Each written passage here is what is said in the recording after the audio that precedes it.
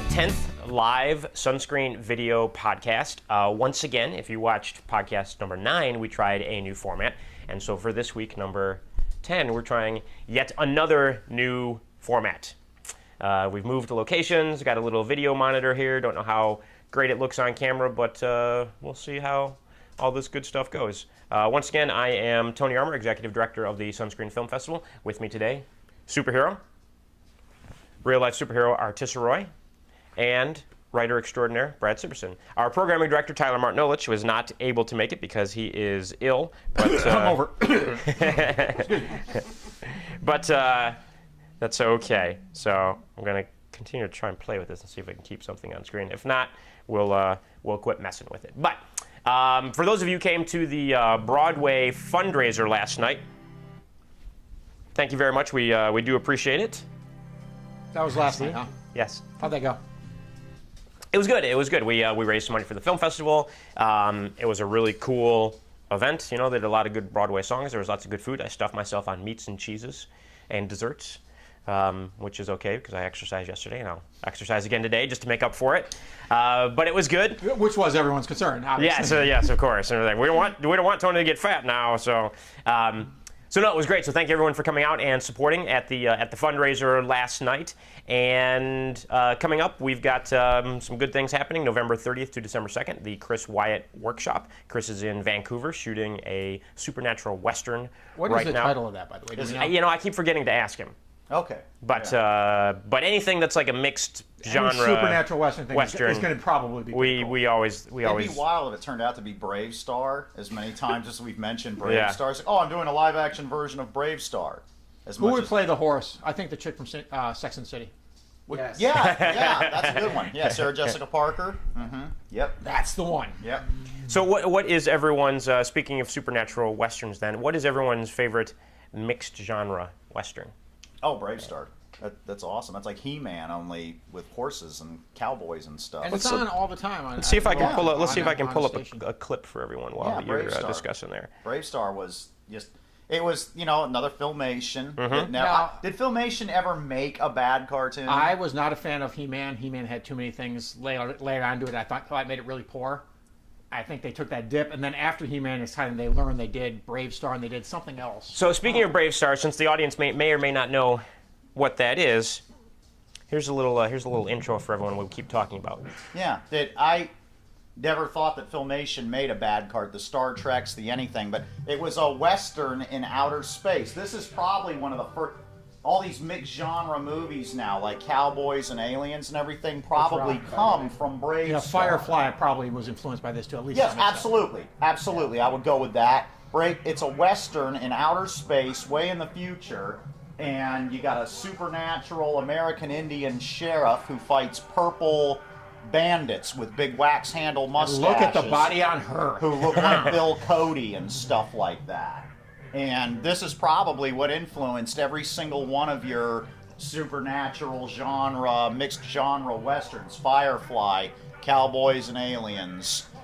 I mean, I can't think of one that came out before Bravestar. Can you? Not off the top of my head, no. Yeah, so Bravestar was probably it.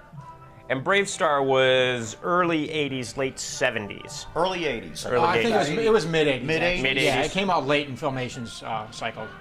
Their earlier stuff was, I think, actually much better than this, not to slam this, but like their early Lone Ranger, their Batman, their Flash Gordon. Right. Rocked. The planet was even called New Texas. Yeah. I actually have the Filmation's 2 movies. The Pinocchio movie, have you seen that?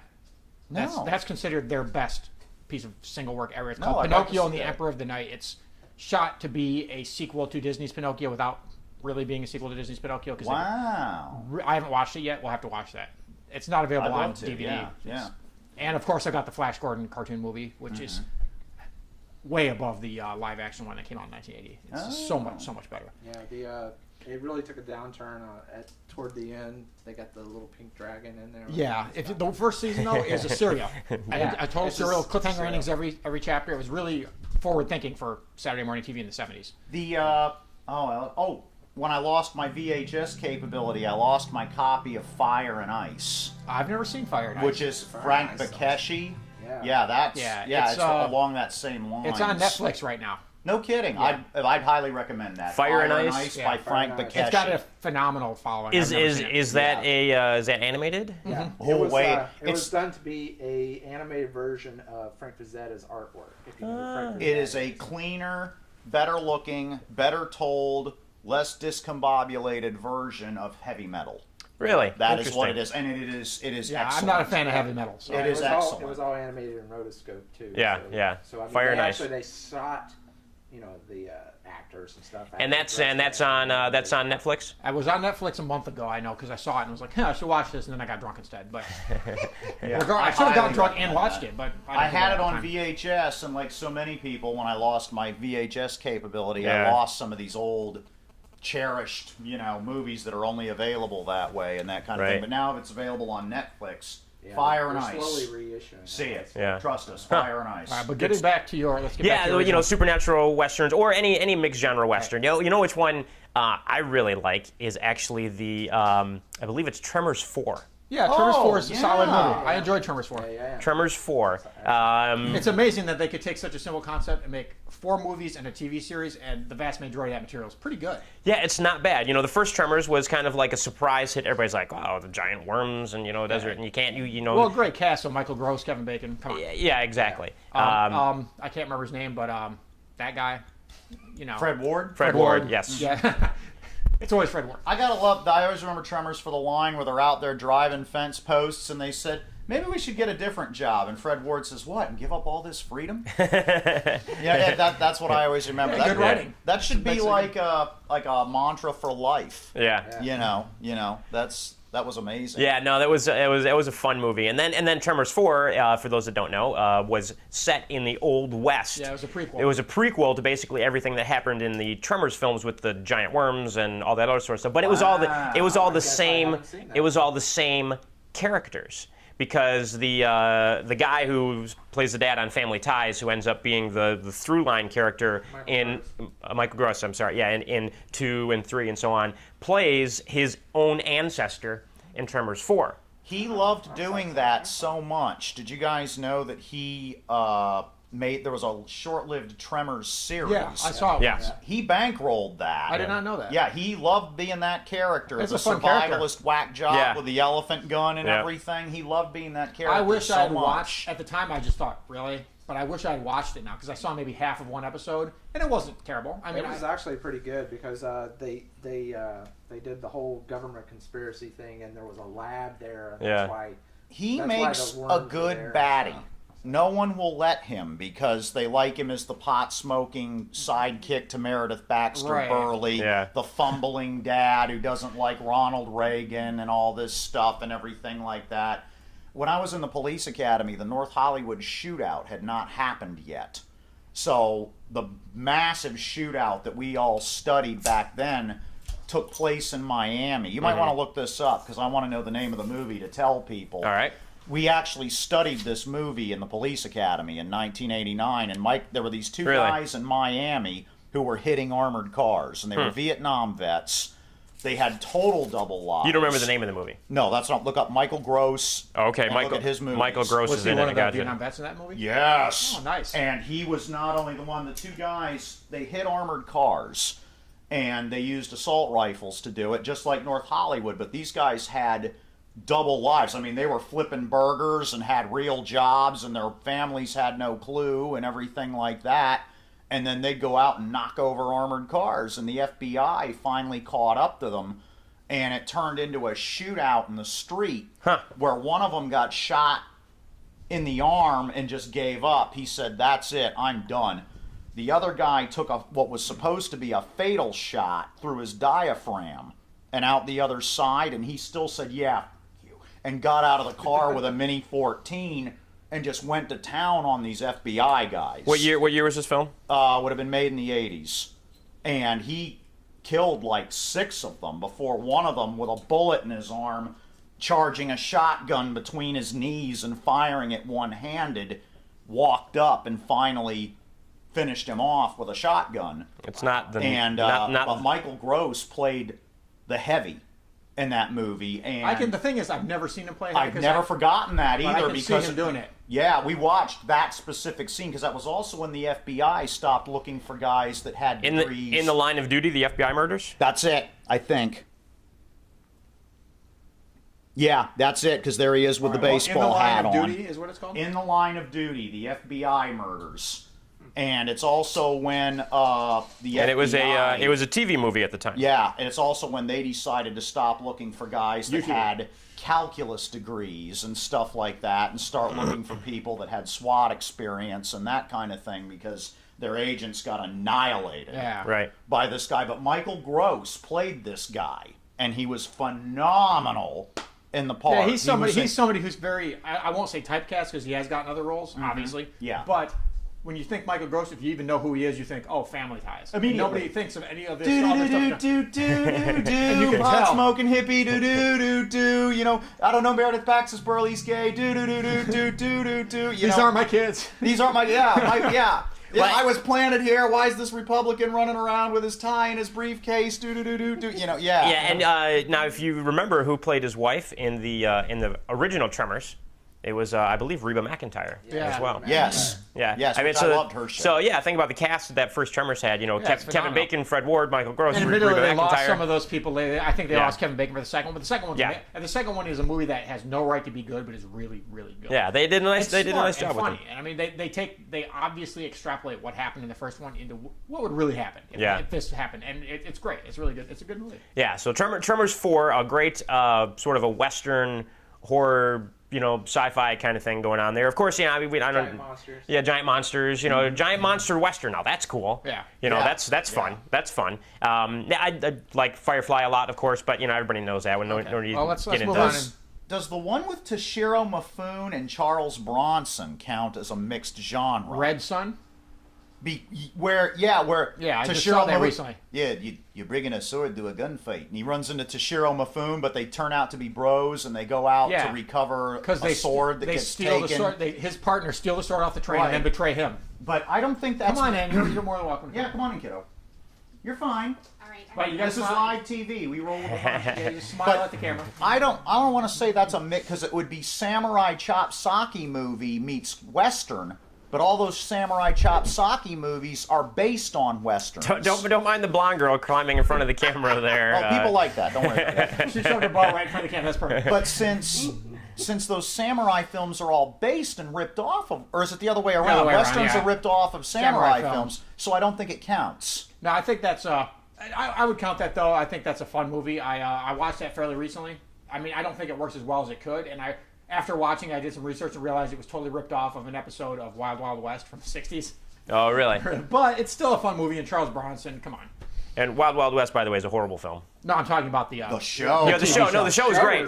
The show is great. The movie with Will Smith. Now, Western horror. You brought up Tremors 4. Yeah. There was one I got recently, probably recently, 2 years ago.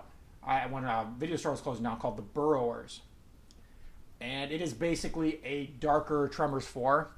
Really good. The first half is just an incredible Western all by itself. Yeah. And then these things start pulling people underground. It's really good. Wow. But Burrowers, I highly recommend it. Burrowers. It's dark, and it's kind of like a spaghetti Western dark.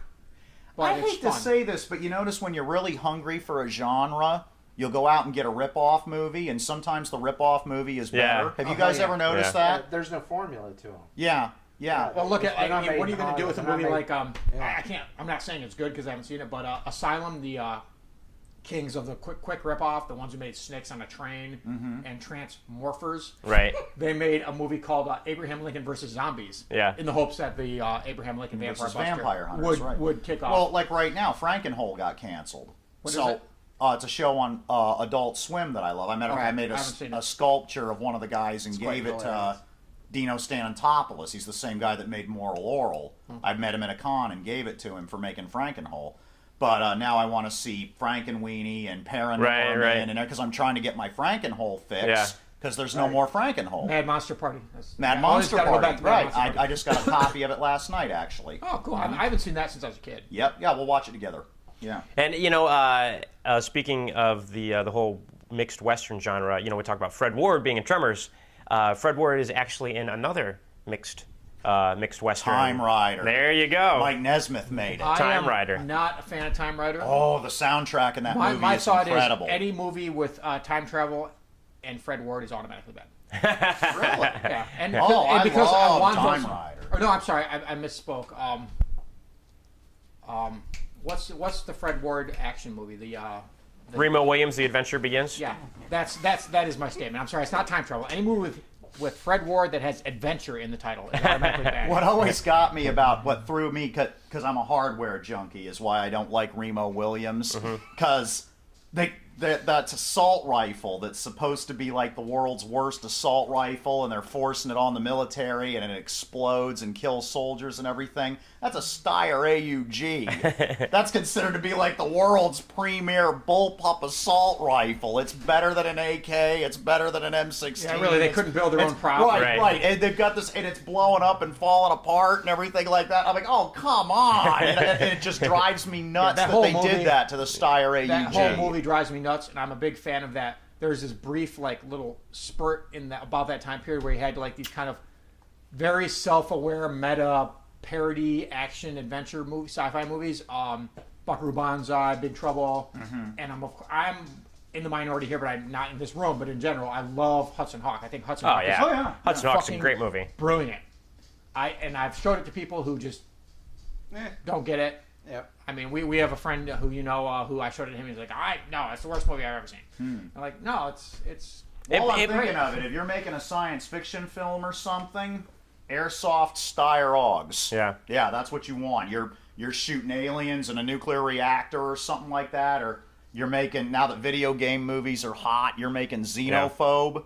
Remember that, where you walk through the spaceship? Yeah, I remember that. I was Yeah, so Xenophobe. disappointed with the home version of that. Steyr AUG, boy, that's what you want. You know, Xenophobe's back here instead of up here where it's supposed to be because it's a bullpup and everything. You want Steyr AUGs. I actually have Xenophobe on a retro thing for like PS2. You can actually play. It isn't the Nintendo version. No, it's the original. It's the Because the Nintendo was terrible. It's the arcade version of Xenophobe that you can play at home. That was $50 I So- saved up as a kid Yeah. from allowances and Wow. newspapers and stuff, or $40 I think it was. I Well, bought in it, 1980s money, that's a hell of a lot of money. Yeah. and I bought it, and I was I played it, but I was disappointed. And even you came over, and my other friends came over with it. Yeah, It wasn't that it good. wasn't good. It wasn't very good. I mean, it was wasn't better very than good no Xenophobe, but yeah. Yeah. So yes, Time Rider. I knew Dale would superhero Well, would, it's Mike would, Nesmith. be able to pop The up full with Mike that one. Nesmith, man, and he did the sound. That is He him also at his didn't. peak. He Yeah. also produced Repo Man, so that Yeah. forgives all sins because that's one of the best movies ever. I made. mean, Circle Sky and stuff like that. He's done some good jams, but the soundtrack to Time Rider is just him at his peak. Yeah. Anybody that says the Monkees cannot play their instruments can kiss my ass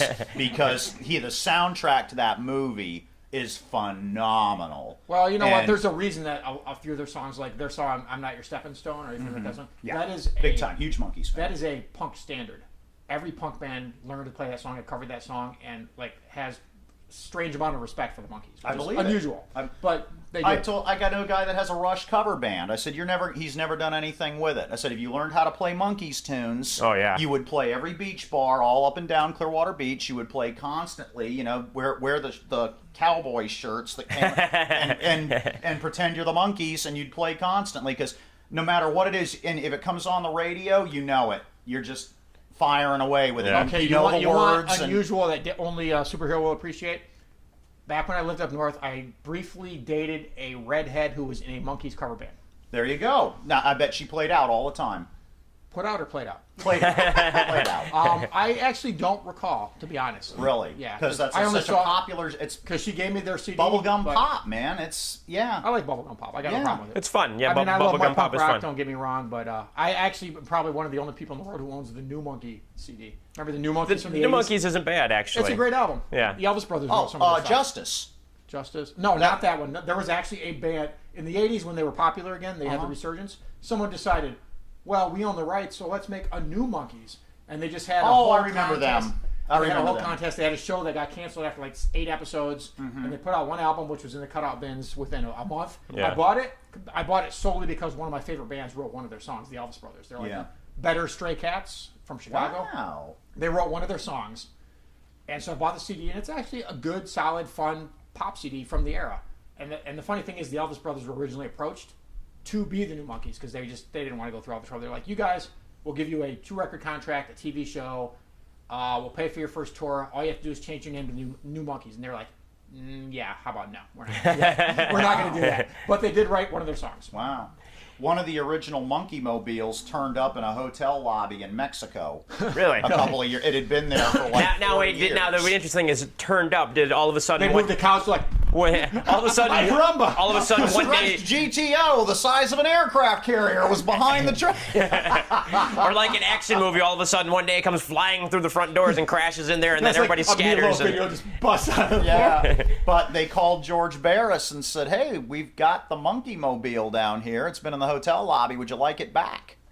And he was like, Yeah, we need dust. We need to get this out of here. Yeah, why not? You know, Monkey yeah, Mobile. and they shipped it back, and he built 2 of the original Stretch GTOs, and he never knew what happened to the other one, and they shipped it back. That's hilarious. Yeah. That's hilarious. Yeah. Going back to Hudson Hawk for a moment. It always comes back to Hudson Hawk, really, really good film. Actually was written by Steven D'Souza, who's the same guy who wrote Die Hard, 48 Hours, a couple of the Beverly Hills Cop movies. Yeah. And, He's really, good. really successful The thing is, screenwriter. Hudson Hawk is so brilliant and so meta, and I highly, highly, highly recommend you watch. If you ever watch it, watch the commentary track. Most commentary tracks are boring.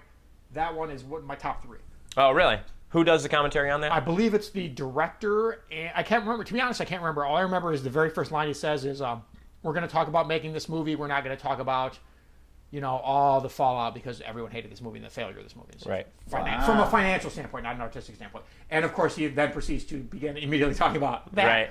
But there's some great stuff in there. There's some great stories. Like they said they worked in the scene where Bruce Willis' character, after everything falls apart in that museum, suddenly a statue of a Pegasus comes in and lands right on top of him or hits him, knocks him out or whatever. They said they added that in solely as a F you to TriStar, who was not liking the movie. And it reminds me of when they were making, in the commentary track again in Buckaroo Banzai, they discuss how the movie was very popular with the people who were in charge at the time, and then a new regime came in. Right. And they dropped every film that was less than half done that they didn't like. Frequently happens. Frequently happens But Buckaroo Banzai was 3/4 of the way done. They're like, you know what? It makes more sense to finish it.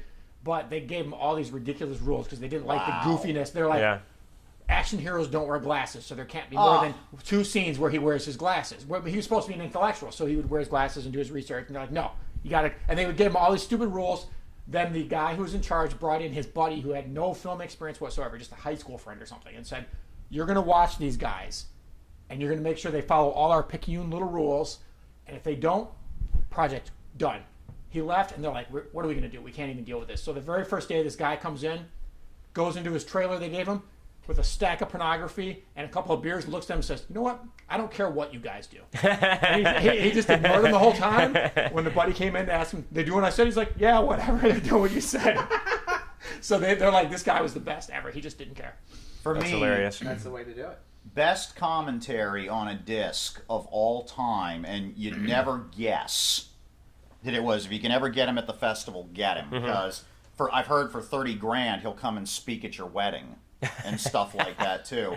Is Michael York on the Logan's Run disc? Oh, interesting. He knows everything. Really? He knows. It's in this land that we're on here, MGM owned it, and then they sold it to this guy, and he knows. Yeah, it's amazing. He knows everything. Like and you see the ladder we're going up here? Well, that was actually on the back of the wall of the set for the love shop and blah. And he knows everything. And he just goes. He discovered Farrah Fawcett Majors. Michael York did. You got it. Interesting. She was playing tennis, and he was like, "Oh, there was this lovely vision playing tennis," and he goes on and on about Farrah, and he knows everything. I'll have to hear that because I like a good commentary, and they're rare. If I ever get to meet him, I made a JLU of him. I'm going to give him that. I'm going to say that is the best commentary. I mean, you can't watch the movie without the commentary. Right. I have the film. I don't know if I've ever watched the commentary. It's actually right behind you. Yeah. Right behind your head Two there. more really good commentaries really quick on movies you would never expect. There's a terrible little horror film called Dawn of the Mummy. That's an 80s ripoff of Dawn of the Dead, made in Egypt in, I think, 81. But incredibly informative and interesting commentary because they were being monitored heavily by the Egyptian government, and because of the religious laws there, they were, not supposed to have nudity, not supposed to have exploitive shots of women, keep the violence within. And of course, they're trying to make a horrible, gory, violent exploitation film with boobs in it. So they have stories about they actually had people from the government with guns standing there watching them shoot. And at one point, they actually had two of the girls talk the guys with the guns into getting drunk with them so that they could film a nude scene while these guys were distracted. incredible stories about shooting there and about the culture. And I mean, it's amazing. And another one that's great is Deathstalker 2. Yes. Terrible, ridiculous film. Deathstalker was a Conan ripoff. Yep. And they made a sequel. It was just garbage. I mean, it was like, I think there's 4 rapes in the first 20 minutes. Good God! There's nudity and incredible amounts of gore. Made money on video, so they made a sequel. They sent them to Yugoslavia to shoot the sequel. The director and the star are both like, this is garbage. We don't want to make this. And like, you know what? Let's rewrite it. So they rewrote it as a comedy in one night while drunk at a local pub. Shot it as a slapstick airplane-style comedy. Turned that into the producer and was just like, does it work? Money spent. What are you going to do? It's hilarious, first of all. Great! And then they have a commentary explaining everything that happened, all their adventures shooting in Yugoslavia on $20 a day. It's amazing, and there'll be scenes where they'll be riding along, with their swords flashing, and they'll be like, if you look carefully, you'll see the tires laying in the side of the road here while he rides by with the horse. Oh, and also one of the most beautiful women in the world plays the lead. You mean you Her. won't help me stop the money? I didn't say that. Deathstalker 2, Duel of the Titans. Where's Deathstalker? Somebody looking for me. Stalker! You came back! Quite popular demand. He has returned to fight for a fallen princess. It's hilarious. That's great! You gotta help me. So begins a long and perilous journey. Many dangers. Witches. Dragons. Let's cut down on the tourist trade.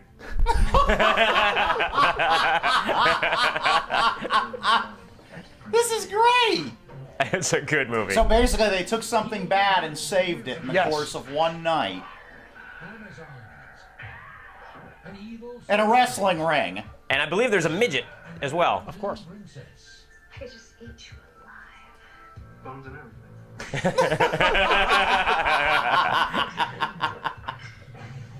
That's great. Of civilization. Deathstalker 2. Deathstalker 2. Yeah, I highly recommend it. The second one's It's great. And at the warlord's fall, And of course, will be found the worst commentary, you gotta go the other direction, and he admits it, so I'm not bashing anybody. Kevin Smith on the Dogma. Really? And that's a shame because I would think... It's horrible. Here's what's going on. The movie, okay, like that. The movie is going on in the background, and him and Ben Affleck. Oh, let's wrap this up so we can go watch The Simpsons. It's on tonight. The Simpsons sucks nowadays. No, it doesn't. Yes, it does. No, it doesn't. The only one who had anything to say... It's just pure laziness. Yeah, the only one that had anything to say when Ben Affleck is Bartleby. He's coming down like this in front of the church, like this, and he's got his wings out, and he's flying, and he's coming down like this in front of the church. Jay Muse is bombed out of his gourd. Imagine that. And he's like, throughout the whole thing, he happens to notice. He goes, "You're doing the Superman kickback." As you're coming, how Superman always puts his foot back this way as he comes down. And they all stop their stupid talking about restaurants and shit long enough to go, "Oh my God, he's right." And they say, "Oh, Jay," and they're talking to him. And that was the best part of it. And the whole rest of the thing is garbage. And Kevin Smith sucks. And he could not do that's a shame. commentary to save his life. That's a shame because I've seen him do his, I guess I'll call it stand-up for lack of Which is anything great. else. And Yeah. it's, Which is great. It's informative, it's funny, it's informative interesting. and great, but he admits it, so I'm not bashing the guy. Yeah. He is terrible. Once he's done with something, he's done. And that's a shame because of all his movies, I think that's the one that there's the most interesting things. Yes, I love Dogma. That's why I bought the big version. All right, that I'm going to looked like hand the you this for a Bible. moment because I need to get some more dinner. Or But, breakfast. I'll be right back. But All right. yeah, but okay. So best commentary of all time, Michael York on the Logan's Run disc. Worst commentary of all time, Kevin Smith on the Dogma disc. You know what? Commentary I actually like a lot is Joss Whedon's commentary on the Buffy the Vampire TV series. Really? Yes, he has really excellent commentary on the on any of the seasons. Well, he's an involved guy, Yes. I would imagine. Any of the seasons, especially. Now, I'm not a guy who particularly likes musicals. Go figure. Yeah. However, Guys. one of my favorite episodes of television of all time I know what you're going to say. is I hate it. I know. I think it fails. I don't think it works. I really loved it. To me, that's a case of more clever than good. Yeah, I just doesn't really work. liked it. I liked there was an episode of Buffy the Vampire Slayer where they did a musical episode, not something unheard of. They do remember that that. in TV before, Yeah. and I really, for some reason, I And really I liked liked the that Buffy episode show a lot. Yeah, But that, no, I'm not. My girls that were friends would go around singing the songs and Yeah. stuff out. It Oh, worked really? as far. I bet if is Chaz here or did she leave? she left. She would say, "Oh, it's working for that." Yeah, right, exactly. Actually, I don't know if she That ever was a saw good that or not. episode with the singing and. See, Yeah. I disagreed. And I actually Demon thought that that- episode didn't work. And at all. I'm not a musical guy, but I And liked I also it. think one of the things that would have made it work is if for them not to have an in-universe reason why it happened, to just do it. Yeah. Just swallow your balls and do it, and just let it go Right. and let it be what it is. That South would be Park awesome. the musical Yes. was cited Yeah. as the first musical that guys will go and see. It was South Park actually musical, cited, and it worked because they didn't draw attention to it. It just happened. It was very Right. Bigger, longer, organic uncut. part of what Yeah. was happening. Right. And I think Buffy was a little too scared and a little too precious about it. I think it failed. I know it's like a fan favorite, but I think it fails. Yeah. Utterly fails. And I love the show. I love that show. I have the first 3 season box sets. Yeah, no, I mean, it was. I love the show. It was I fantasize about the women from that show in Firefly more than any other women that I have never actually met in my entire life. Yeah, to this day, Drusilla and the crazy chick from Firefly remain my feminine ideals because they're both crazy. they're crazy, Yeah. and we all know. Well, Right, you mean the one that was the captain's wife? No, she was badass. I'm talking Yeah. about the one who was like brain damaged and flaky. That had whatever. Oh, the skinny little thing from Yeah, Terminator. little dancey girl. Yeah. Yeah, from Terminator. Yeah, I was thinking of the captain's She's- wife. She was gorgeous. She's stunning. Every girl Yeah. on Firefly was stunning. Yeah. And the girls on Buffy were all pretty stunning too. I mean, he loves women and he loves feet. It's very obvious. I guess you should say captain's wife. Yes. I liked You've in the got to put that in commentary. parentheses. In the commentary Yeah. for one of the Firefly episodes, he says something about Joss Whedon says something about how people have criticized him and made jokes about him because he's obsessed with beautiful teenage women with an incredible amount of power. And he's like, but who wouldn't be obsessed with a beautiful teenage woman with an incredible amount of power? Now, this is going to sound ridiculous, but it's something that your mind's eye. I've been studying a lot about your pineal gland recently and DMT. I don't take it, just reading about it. do you want to explain what is DMT? It's this stuff that comes out of your pineal gland. Okay. They say that there's like other dimensions of existence right here, right now, where people are like Dr. Manhattan and stuff. We just can't see them. Yeah, or our lives have gone a different path. Right. But it should, like, this reality may reality. not be the reality. Yeah, straight string theory, basically. Right, Extrapolated but, from string theory. But anyway, where was I going with this? DMV or DMP. No, You've been studying this lately. other dimensions. smart. Your mind's eye, how your mind perceives Yeah. things. In Firefly, until they came out with the movie, I never knew the ship was a horse. Oh, I never even thought about it. Yeah, when you see it landing at the beginning of the movie, you see that it's a horse. That is really the entire time I thought it was a bug. Because it's got the big bug tail, and it lights Nice. up and I everything. never even realized I that. never realized that until right now. And that makes perfect sense. And then, Yeah. of course, our buddy Derek bought the Christmas ornament of the ship. And then you Okay. see, it's a horse. The ship is a horse. But That's until awesome. then, I never That's very cool. realized it. I always thought it was a bug. Good job, Whedon. But that's the thing. It's the perception of your mind that I saw. Firefly, and big because- light up tail. Right. It's a bug. And because it's called Firefly, you automatically think of it that And way. The ship is called that's the class of the ship or something. Right, yeah, So Firefly. that is actually a great visual, which I never noticed. I'll have to pull the ship. I can't remember. See, I got to watch it all again.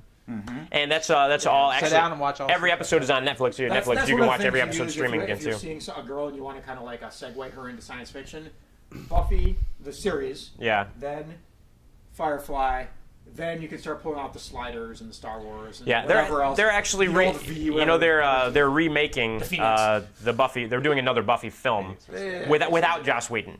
That's not gonna be. that's Yeah. not going to work. That's not going to work. No. I didn't even like the first Buffy film. It wasn't even though good. It had some good stuff in it because he like everything he wanted to do. They kept picking at. Yeah, he wrote Same it. with Star Trek V. Paul Rubens was awesome. Paul Rubens is Paul always Rubens, awesome. Yeah. But same with us. Star Trek V. I don't know why this popped in my head, but I think that would have been great if they just left Shatner alone. Make your movie. But they're like, no, put some slapstick in there, make it funnier. Do this, It's do real that. interesting Let's to read his 50 bucks. version of what happened, where the Teamsters were blowing up his trucks, and I'm not surprised. they took his rock monster out of it, and the rock monster was powered by cigar smoke, they had hoses on him. And they'd blow the cigar smoke, and then they'd say, roll him, and the suit actor is walking along chasing him, and cigar smoke is pumping out of his joints and everything. It's very interesting. Read it. Movie Memories is what he talks about it. Yeah, there's something online where they show just the Kirk character running around where the monster's supposed to be, and they have it kind of CGI'd in just as a I don't know what you call it. Afterthought. Just a graph. Yeah. No, a graph thing, kind of like just an animatic to lay out the scene, basically. Let you know what's it's going on. interesting. Yeah. And it's like, here's some action. Where was this in the movie? Like, oh no, we got to cut the movie for a budget. And Gene Roddenberry came after him too, because he always wanted to do this horrible story that wouldn't work called the God Thing. Mm-hmm. That's what Star Trek 1 was originally going to be, but they changed it. It was this several episodes of Star Trek were almost that, but not yeah, quite. the God Thing. And so, of course, when Shatner wants to do his rock monster, and then they change it into this corporeal, godlike being, Roddenberry, you stole my story, you son of a bitch. And he said, well, actually, your story sucks, and I wouldn't pick it up with if it had handles on it. And they got into it, into it over that movie. That movie should have been really good. It's a shame it isn't, in my opinion. Yeah. Something else I wanted to go over, now it is the fall, and so a lot of new TV series are coming out. And since we do talk about a lot of genre-type TV series here, I watched the TV pilot the other day for Revolution. I'm going to show you guys Where there's no power? Yeah, so I'm going to show everyone. I think that's a great concept. simple, wonderful. I'll show everyone the trailer really quick. The thing I wondered about was, okay, there's no power, so why are all of a sudden all these airplanes going into a flat spin? Yeah, that's and coming out of the sky instead of just trying to glide. Right. Yeah, exactly. I couldn't understand that at all. Because it looked better. Yeah, you're right, because it looked better. Dramatic, yeah. John Farvo, director of Iron Man. He directed the first episode. J.J. Abrams. Yeah, I forgot to watch this. I'm so mad. I was going to tape it on I love J.J. Abrams. That man knows how to make a giant monster movie. I'll say that. I have lost everyone that I care about. My brother, Miles, is in Chicago. I wish this would happen. I would owe no credit card debt. Awesome. Student loans, Gone. General thinks your dad knew something. Maybe I ought to turn the lights back on. You are going to help me Why is that? because we're family.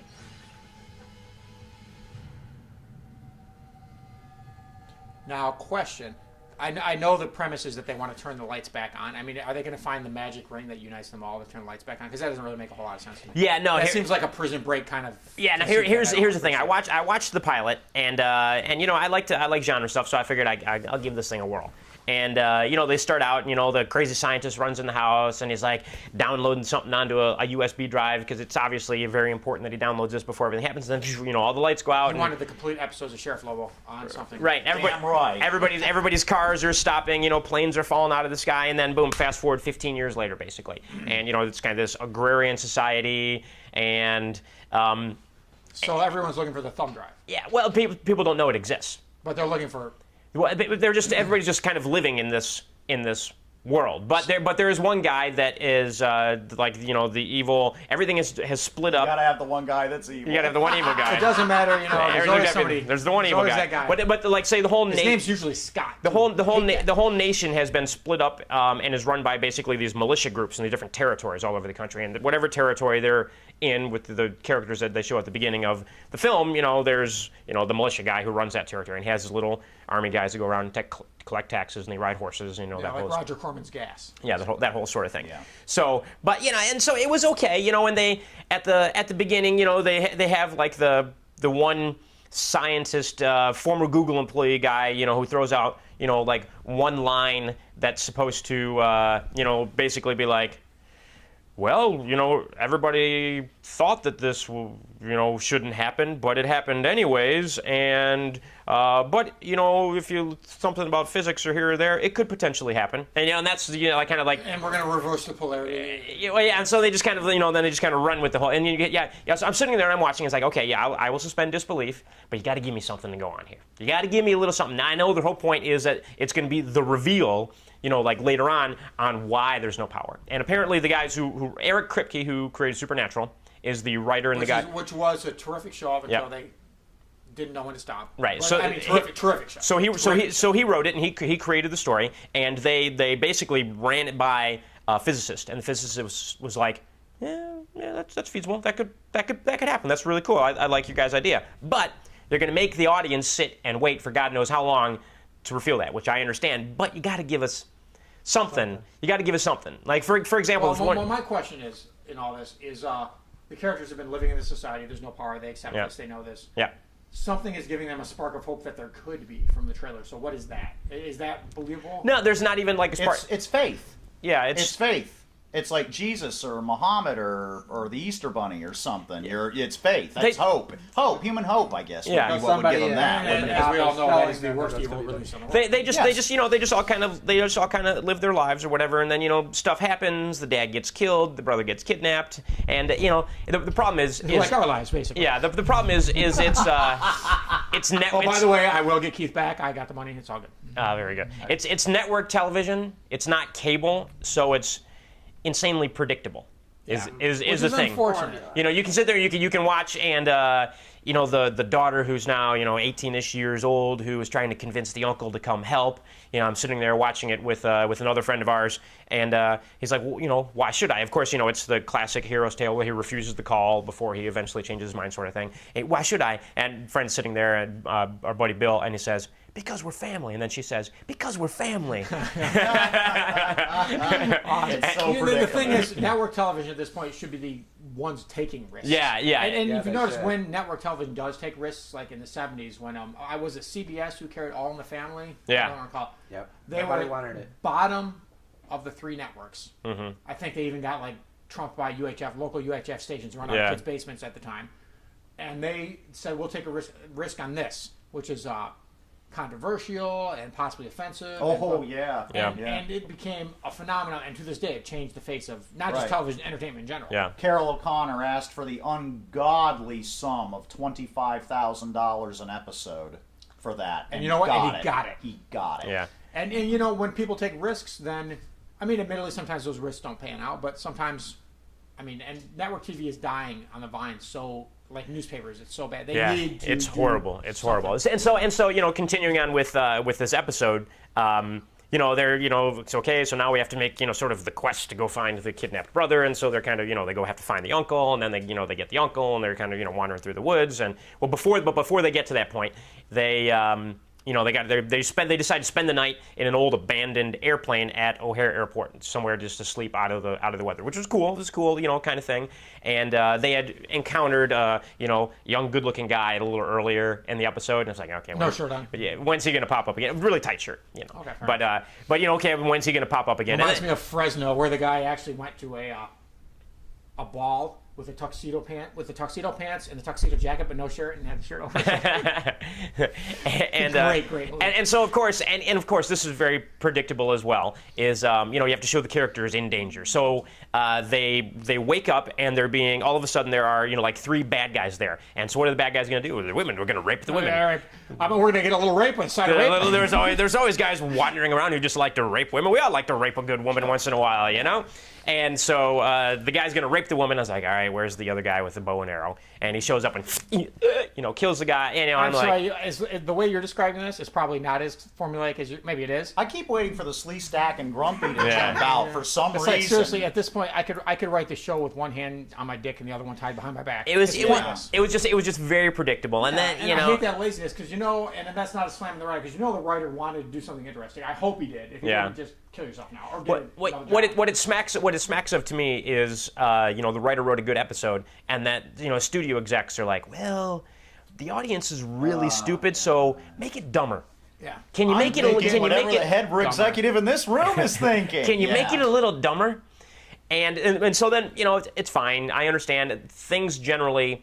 After a pilot episode, but I'll tell you what, the things by episode 2, episode 3, episode 4, they kind of find the rhythm, get a little better. Like what was Spielberg's it's still on that Aliens Invasion show? I watched the pilot. Falling Skies. Terrible. Yeah, it was bad. It was so lazy, and I wrote like a scathing review of it online and published it. And Matt, out of nowhere just emailed me. He's like, "Yeah, you're pretty much on the way." It's But terrible. I have watched season 2 of that. Season 2 is 10 times better than the That's first good. season That's of good to Falling know, Skies. because I was just I'm like, really? It got really better. But the thing that kills me, I'll finish up on Revolution with this here, Go ahead, Brett. is here what I don't understand. I get the electronic thing. The electronic thing, whatever. Maybe I can buy some physics That's thing. your whatever. MacGuffin sort of but, whatever, yeah. But I could poke a lot of why holes in that, don't actually. mechanical things work? The Mechanical lever does not work. mechanical things The that wheel is not able to move. well, for example, the internal combustion engine Ba-boom. requires nothing electronic whatsoever. So now see, the thing is that's either You could go back to Incredible crank up stupidity or- Model Ts. You could have Model Ts where Magneto. you cranked it up, See, I want to see I want to see that show. and I'm sure there's an explanation why, but they won't tell me why. And the other thing that irritated me is the one bad guy. He's got like a big old shiny like automatic 45 basically. And he's plugging people with, but all his other bad guys that are with him all have like Swords. Rakes. Well, they have swords, but it's like ball and musket. I was like, why can't you have it? Why can't you have it? Okay, maybe I get this. It's been 15 years later. Maybe all the ammunition's gone. That's possible. No, reloads. But again, you can reload yourself. But who's gonna make the gunpowder? Okay, here's the I huge don't know. hole in that. It's harder to Right. get the ball and caps than it is to reload centerfire cartridges. Yes, I know. These guys went through hell to go find some Civil War reenactor Right. warehouse somewhere so they Right. could get an old 50 caliber ball and cap Yeah. when they could have just gone down the street to Castle Keep and raided what was left of the store, and they'd have had 45s and 38s and everything they wanted. And I assume 15 years later, fine. But I'll save even- your I'll even brass. give- I'll Save even your give- brass. yeah. Save your brass. Make your own bullets and reload. I'll even give him something like the one guy found that gun. Yeah, There's one that worked. this is the thing. But it's easier to find a 38 in somebody's house Right. 15 years later Right. than it is to find a ball of musket. With yeah, your, that's what I'm saying. The That's blunderbuss. ridiculous. It's Right. I will absurd. get you with my blunderbuss. yeah, it was. So I'm like, The all other right. thing you say about that, and the thing about that is it's ridiculous. If something like that did really happen, people will find, they won't cure cancer, but they'll find better ways to kill each other. Right. Yep. That's what we're Yeah. about. Well, And then fuck this ball and cap shit. I'm going to Castle Keep and I'm finding an AK that's laying around in what's left of the store. Right. And, now we're cooking with Now gas we're here. talking. And now they do give you a little glimmer in that there's a character that they introduce that kind of at the very end of the episode she goes into this room and it's got like a dozen locks on it, like the unlock. He goes in the attic sort of thing, and there's this cannibalized computer parts that are all put together, and she starts it up, and it's very old green screen line item DOS. Sends a message to somebody and they send a message back. So To me, though, that's a terrible visual cue. It's like, we did fix one thing, but it's got to be DOS so it looks old and it looks low key and it looks like it's the only one. I'm like, no, you'd fix Windows, not Vista, but something, Right. something decent. So That's ridiculous. yeah, Yeah, I'm I'm like, sorry. I hate the show. Like I hate the guy who murdered my mother. I'm sorry. I was just like, I haven't even seen it yet. I always have high. I'll give it a couple more episodes. Well, you're also the guy who toughed it out and watched every episode of Sci-Fi Channel /Gordon just on This general is gonna principle. On sound principle. insane. On principle, The worst show I've ever seen. because it is the worst show I've ever seen, and I wanted to like it. You wanted it to get better. I love wanted Flash. Flash- Flash Gordon is my favorite. I'm such a Flash Gordon fan that we all know this. Matthew Stover. Yeah. Matthew Woodring Stover once wrote a Flash Gordon novel that cannot be released. That was the company decided they didn't. King Features, who owns Flash Gordon, decided they didn't like his take. They didn't want to release it. But as a favor, he let me read it on his laptop. And we were at a Halloween party. There were beautiful women in skimpy costumes everywhere. People drinking beer. Free anything you wanted. The best time ever. And I sat in the living room and read this novel on his laptop because it was my only opportunity to do so. And I like Flash Gordon that much. So I wanted to like that show. Yeah, And it was I love the kid that was played awful. Flash Gordon. Yeah. He wasn't bad. Ironically, he also played Flash Thompson Yes. in Smallville. Yeah. And from what I understand, he's a writer. Well, Flash Thompson's in Spider-Man. Oh, character. no, who am I thinking of then? He the traitor. the jock. he played the bully jock guy in Smallville, Yeah, basically. the first couple episodes. In the No, first no. seasons. He has a name. Yeah, I can't think of his name though. And They even said it in the Superman movies. yeah, it was Lonnie's trying to first think. boyfriend. Yeah. Yeah. I can't think of Flash his name. Thompson. No, Pete. No, that's Pete. Spider-Man. Pete. You're getting the whole Flash Gordon Flash thing. Pete's the friend. Yeah. The first one who found out he was Superman. Yeah. Brad. Lana Lang. Yeah, Brad's a dick name. I don't know. Something. Anyways, Yeah, but he he's was like a the- great actor. He's a good he actor. Writes, he produces. Yeah. He does all kinds of Well, the things. thing so is, you can't he blame it on looked him. the part. He's a he great looked kid. perfect. He's Yeah. a solid actor. I think he did a good job Yeah. in it with what he was given. I thought He plays Dale jocks in Arden- school shooter movies. Dale Yeah. Arden Yeah. was gorgeous in that. She's one of the prettiest, probably the prettiest Dale Arden ever, It excluding totally the porn. screwed up Zarkov. Well, and the Yeah, thing, I agree with that But that show TV was series. so bad. I remember the Hawkmen had towels tied around their necks. What? I'm not kidding. Yeah, They had towels. It was flat out. It was flat And out then horrible. literally Yeah, they they were- said they were in like press desert releases, Hawkmen, in you press know, releases they said, well, we thought if they had wings they'd look goofy. We didn't want it to look stupid. I'm like, they're running around with They're towels. Hawkmen. It was terrible. It was bad. And Flash It really Gordon was bad. remains. I mean, if it wasn't for Flash Gordon, there'd be no Star Wars. Flash Gordon remains Yeah. the Yeah. most important. You know, science and the fiction thing- fan. the thing about- wasn't the- even space travel. The thing about it was dimension. Fine, I'll go. Yeah, they I'll were give in you this Wisconsin dimension. or something. Yeah, I'll and give what you. he wanted, Ming stole his watch. That was like the big thing. They basically changed It was terrible. an interplanetary. Ming was going to destroy the whole world and team up with Hitler was the original, and the hero saved him on Mongo, another planet millions of miles away, and they changed it to he saves them from Wisconsin because Ming stole his dad's watch. And That was their plot. here's the thing that irritated me about this. Okay, bad. Flash Gordon in the original 1920s, Flash Gordon was a polo player. Right, You know, because that was considered very classy. it was very- he's a classy, he's an athlete. You know, he's a very good athlete polo player in the 1920s. And then on our time, he became He became a football player. He was a quarterback. And I've Right. seen in the 90s there was a comic book, not very good from DC, but decent, but Yeah. not great, where they made him a basketball player because basketball was so huge. Yeah, and But then he was always a very popular. And in the cartoon, in the Filmation cartoon, he was a Department of Defense employee. He was a spy. He was a super spy. yeah, he actually the very first scene in the cartoon, which Yeah. I should say in the cartoon movie, Yeah. is him in Warsaw as the Nazis are bombing it.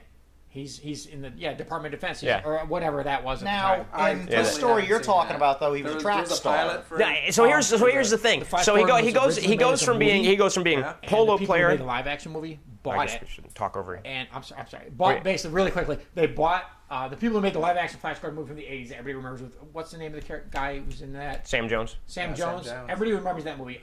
They were making the Flash Gordon movie. Filmation made a Flash Gordon cartoon movie for theatrical release. It had merchandise. I had the action figures. Got them at like Big Lots. They had comic books you and have comic coloring books.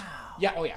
Oh, you And- gotta let me. But buy it was that. spun off. It was spun off into the cartoon series that was the Yeah. series. Yeah, But because it- the series was freaking awesome. yeah, I the just series was on finished Saturday it up. morning TV. Yeah, I've been watching it. I've the, got it all on disc. Yeah, I put the disc too, but it doesn't have the pilot, which was the movie. Yeah, that's what I which wanna see. I wanna see the They pilot. bought the live action people bought the movie, cartoon movie, and said, Yeah. "Don't release it because we want to make our own movie. We'll pay you not to release it. Turn it into a cartoon for TV," which they did. The 90-minute original cartoon movie has not been released. It aired on TV once in the 80s, Oh, and I Let's have a see. copy.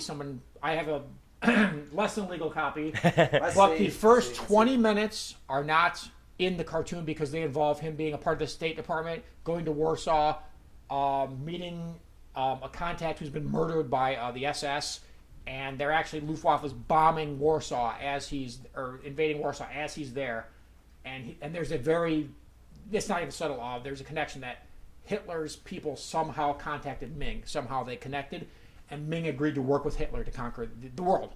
And it's really good. Nazis and aliens. So the first, That's a great basically, movie. the first 20 minutes are not in the cartoon. I'll have to show them to you. And there's one other minor scene with Thun and Flash that's not in the series, where it's like kind of an adult scene, where not adult like in a sexual sense, but very dramatic and very kids don't want to watch this, where he waxes and misses his homeland and almost cries and blah blah blah. So Yeah. but So- it's a great movie. Yeah, so you go from so here's Bravestar, so though. yeah, so here's my point. So you had polo star, NFL quarterback, Basketball star, basketball whatever. star, super spy, guy who runs marathons. even- Well, and, I you can know, see he- that, though, because that's where you get Yeah. Flash from. Yeah, you And know, he even- was even in the- fast. So even I in the get porno, that. even in the clever. porno, he was like a pimp. You know? Yeah, so I get that. You know, that's so he's good. like, so he's fast. too. I He's got a that track one, star. He runs marathons, triathlons. What? Okay, so he's a great athlete. But what does he do? whatever. He's a mechanic that lives at home with his mom. Most naked one too. And he was high school track star. He's a mechanic who lives at home with his mom. Yeah. Yep. Well, this is here you go again with them trying to make people. We ran out of tape there for a second, but I put a new one back in so we could kind of wrap it up. We were just talking about Flash Gordon there and how the new TV series. I'll talk about Flash Gordon all day. few years ago, really, it was horrible. But I watched the whole thing. One last Flash Gordon whole thing, anyways. Best Flash Gordon comic book ever. Marvel Comics UK only put out a 2-issue. That's the best one to get.